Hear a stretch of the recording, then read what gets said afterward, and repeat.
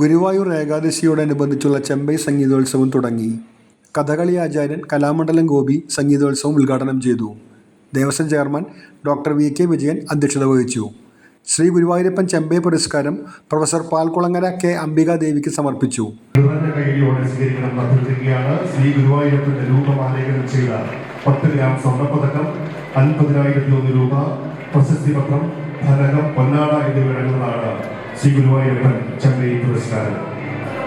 ചെമ്പൈ പുരസ്കാരം നേടുന്ന 21ാമത്തെ doctor M. V. Narayanan Krishnageethi ദിന പ്രഭാഷണം നിർവഹിച്ചു.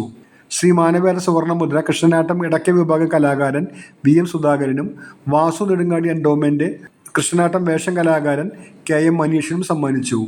ചെമ്പൈ വൈദ്യനാഥ ഭാഗവതർ ഉപയോഗിച്ചിരുന്ന തമ്പുരു സംഗീത മണ്ഡപത്തിൽ ചെയർമാൻ ഡോക്ടർ വി.കെ. വിജയൻ സ്ഥാപിച്ചു. സംഗീതാർച്ചനകൾ തിങ്കളാഴ്ച രാവിലെ മുതൽ ആരംഭിക്കും.